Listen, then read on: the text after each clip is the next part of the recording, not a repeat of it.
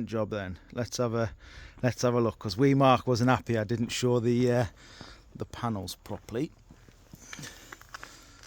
So that's the side panels painted, and they're not stickers. So it's all done with stencil and painted on.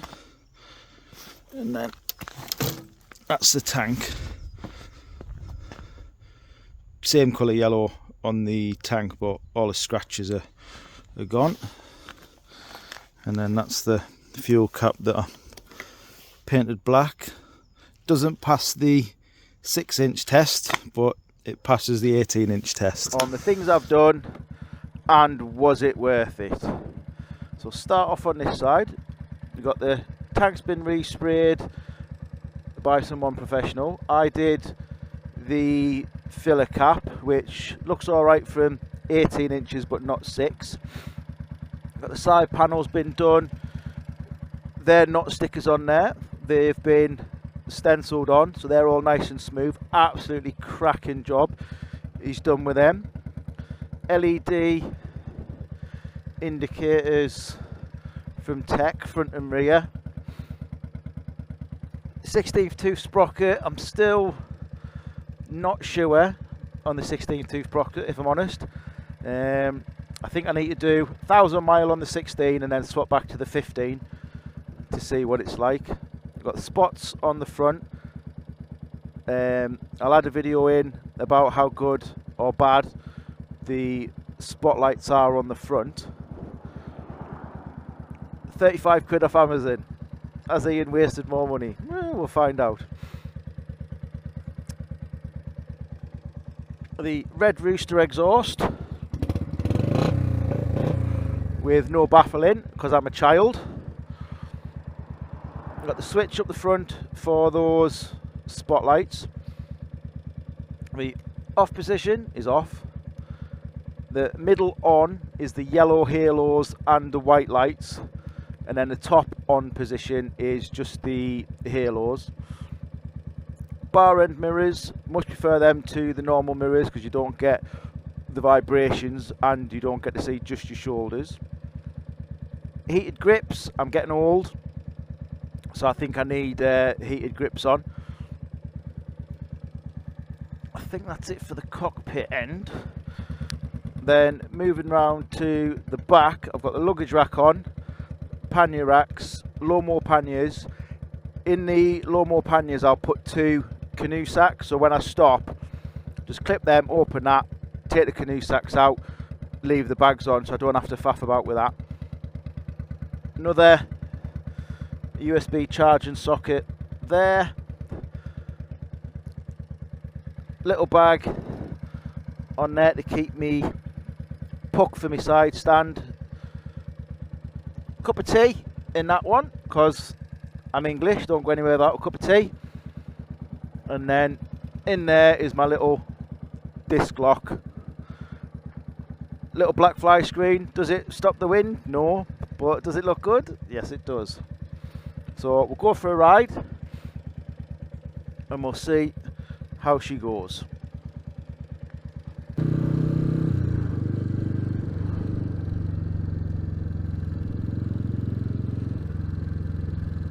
Right, so let's talk about the things that I've done now the audio's sorted out.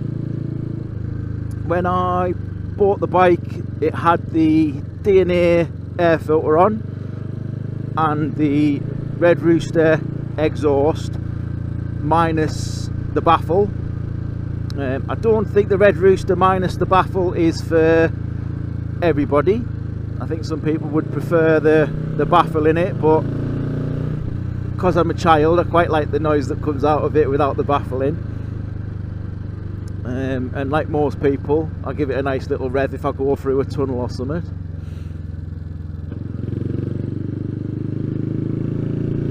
The other thing that was on, there was a few tech bits on when I bought the bike. The third set of foot pegs that sit in between like the pillion and the rider pegs, they were on. There was tech indicators, but only one set I think it was the fronts that were on, whichever one it was.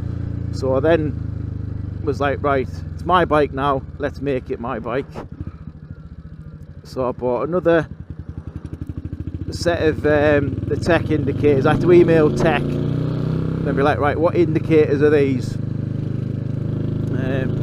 So it's told me which ones they were. The tail tidy was also on when I bought it. So I needed, but where the indicators were mounted, it didn't work. So I bought another. They sent me another bracket, or sold me another bracket, so I could put the indicators where I wanted, because I'd put the luggage racks on, so the indicators didn't work in their original position. So yeah, then front tech indicators, heated grips, luggage rack, pannier rack, the black screen on the front, and then painted the arms for the screen black. Fork gaiters. Hello, peacock. It went on. Just random peacock in the middle of the road. Yeah, fork gaiters went on. Headlights surround. I bought a black one of them. Been toying with the idea of upgrading the headlight to either an LED bulb or the like 150% brightness bulbs, but I have got the cheapo Amazon spotlights, so I'll take them out for a ride at night. And wrong way, still getting used to that heel toe, and see what the spotlights are like at night, and if they're good enough then I won't bother. But most other 7-inch headlights on bikes that I've ridden, which like my first ever bike was a little Suzuki Intruder, that was a rubbish headlight. And then I got my Suzuki Bandit with the 7-inch headlight, that was rubbish. So I don't hold out a lot of hope that this one's going to be much better. So I feel like that LED headlight or the super bright bulb might be an idea.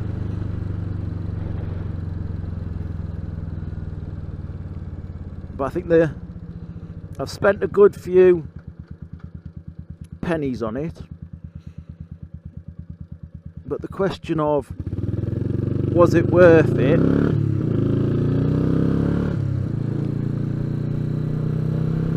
I don't think it's about, is it worth it performance wise or looks wise? I don't think that's the question for me. The question for me is, does it now feel like your bike? And now it feels like my bike. Whereas when I first bought it, it was a second-hand bike that someone else had done their bits to and added the bits they wanted. But now I've added all the bits on that I want. Now it's my bike. And for me, that's the purpose of the faff. That's the purpose of buying the bits and doing the things and messing about in the garage, is to make the bike mine. Sitting in the garage doing the camshaft, pulling all the bits off, putting it back together. It's like having a bonding session with the bike. Just sitting in the garage with a cup of tea, there's no rush. Take it apart, see what goes where, see how it works, put it all back together, shit yourself for a couple of 100 miles that the bike's going to explode, and then when it doesn't, well, I did that to my bike. And I think that's the purpose, whether it's changing the colour, changing the light, it's about making it yours to what you want it to be. Like when I first got the bike, the first thing I did was go away. to the Isle of Arran to do something with it, put some scratches on it that are my scratches. Although the day that I scratched the fuel tank or the side panels, that's gonna fucking hurt, like. But at least there'll be my scratches then, and not, oh, that was just on it when I got it. It'll be, oh, that happened when I was at wherever.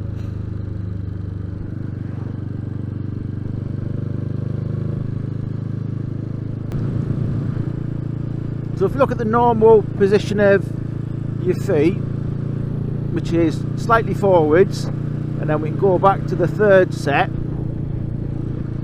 they're just a little bit back. They're not quite straight down, just a little bit back. It's just nice to have another position to put your feet, to be honest.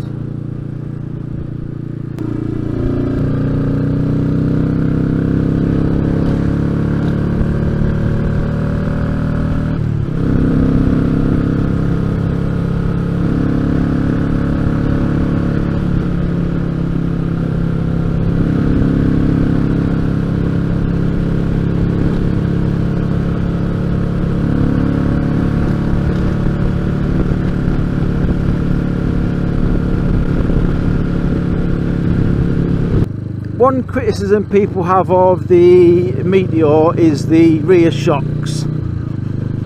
They're too hard, or they hurt their bum, whatever it is. I've got the Hunter shocks on. The main reason why I've got the Hunter shocks on is because they're black. I'd never noticed anything wrong with the original ones, but my arse didn't. My eyes did, because they were silver and I wasn't having that. So I've got a set of Hunter shocks off Facebook for free, or he offered them to me for free, and then I said, look, I'll make a donation to Northumbria Blood Bikes for the shocks. So that cost me a donation to the Blood Bikes. Hunter shocks are on. I've got 2 clicks on the preset and they feel fine. My arse hasn't complained. My eyes are happier because they're black and not silver, so that goes down as a win for me, and they were cheap.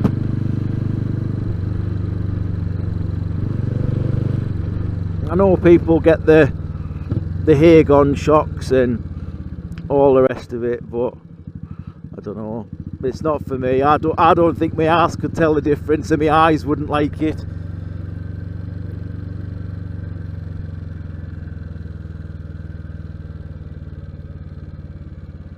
So I'll stick with the Hunter ones, nice and black. Just trying to delete every bit of like silver and chrome off this bike that I can. The more chrome it is, the more polishing you've got to do.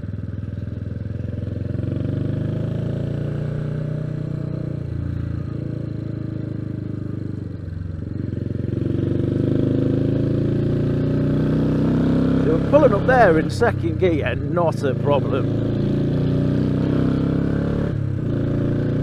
Over the potholes and the bumps and that, my arse is happy, apart from maybe it's a bit too fat. Maybe that's the reason why. My fat arse just does all the stuff the proper posh suspension does.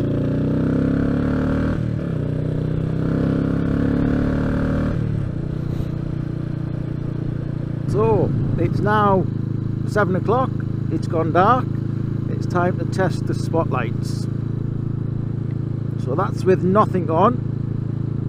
That's with the white spots and the yellow halos, and then that's just the yellow halos. And then the main beam with the white spots, and then off, and then back to normal.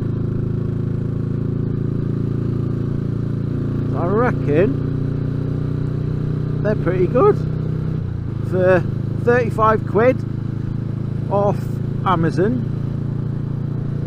my expectations were pretty low. When I was fitting them, the switch is terrible. It is a proper cheapo rubbish switch. There's protection around the spotlights, but that's just a bit of thin sheet metal. If you had a crash, that's getting smashed to bits. But lights wise, if we look again, off, on, it fills that dark spot just in the middle of the dipped headlights quite nicely. So I'm quite impressed. Usual, I mean with them off, usual 7-inch headlight that's like a candle, but if you put on the spotlights there, just fills that distance with a nice white light. I'm happy with them. I've not wasted any money on them. No need to look at the extra bright bulbs or LED bulbs. They will do me. So on the way back home now, I'm just noticing you get quite a nice yellow glow down the front of the bike with just the halos on. So that's quite good, I enjoy that. Right, let's get home. Because one thing people don't tell you before you buy a motorbike is when you go riding in the freezing cold, it takes about an hour for your willy to come back out. It just disappears. I do envy women in that regard. Right, now I'm back in while I'm slowly warming up. So that's the switch that I was talking about, that is incredibly low quality. So I'll have to try and see if I can find one that's better, but it needs to be the 3 position for off, white light and yellow light, and then just yellow light. I normally run with it just in a yellow light position. And then these are the 2 spotlights there. The adjustment that you've got is so you can tilt them up that way or down that way. You've got no side to side movement because I just held on with 2 screws under in here. So you've got no side to side swivel on them. I couldn't get them any further out because where the engine guard is, I couldn't put them under there because there's not enough space. Same as that one. I could have put them there, but then that would have meant running the wires all the way up and into there, and it was just too much wire faff, to be honest. And then you can hear how cheapo quality the surround is. It's not, I mean, it's not the best. You can see it flexing there. It's not the best, but I'm happy with the light that comes out of them. So they'll do me. I haven't wasted 35 quid.